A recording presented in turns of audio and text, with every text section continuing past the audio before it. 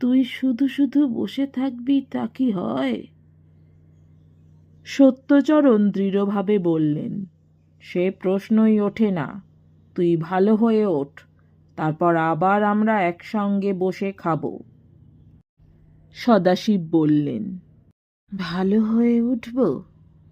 হ্যাঁ, কিন্তু যদি এ যাত্রা না উঠি, মাথায় একটা পাপের বোঝা নিয়ে চলে যাব। সতু, এখন অন্তত সত্যি করে বল, ওটা কি গরুই ছিল, না অন্য কোনো জানোয়ার?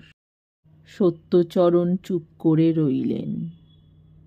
সদাশিব মাথাটা একটু উঁচু করে বললেন, সতু, একবার সেদিনের ঘটনাটা ভালো করে ভেবে বল। সত্যচরণ তবু চুপ করে রইলেন। মধ্যম গ্রাম থেকে সেই রাতে ফেরার ঘটনাটা তিনি চোখের সামনে স্পষ্ট দেখতে পাচ্ছেন। সদাশিব দুর্বল হাতখানি তুলে বন্ধুর গায়ে রেখে বললেন, আর কেউ না জানুক, তুই তো জানবি আমি গোহত্যার পাপ মাথায় নিয়ে পৃথিবীর থেকে চলে যাচ্ছি। কিন্তু তোর তো ভুল হতেও পারে। সেদিন অন্ধকার রাত ছিল, অমাবস্যার ঠিক পরের দিন। সত্যচরণ এক দৃষ্টিতে বন্ধুর মুখের দিকে চাইলেন। মৃত্যু পথযাত্রীকে যে কোনো কথা বলে সান্ত্বনা দিতে দোষ নেই।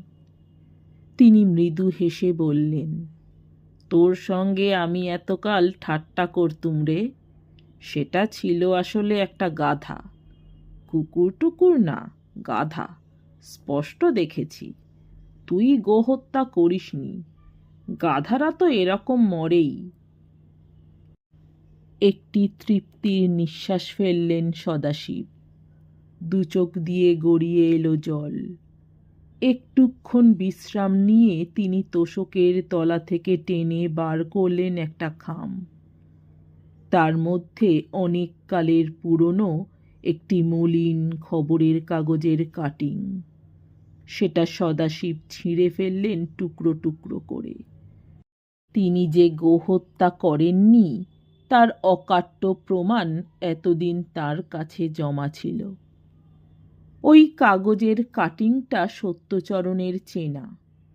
তার কাছেও একটা আছে। ওই কাগজে ছাপা হয়েছিল গঙ্গানগরের মোড়ে সেই নিহত যুবকটির ছবি। নমস্কার, আমার গল্প পাঠ ভালো লাগলে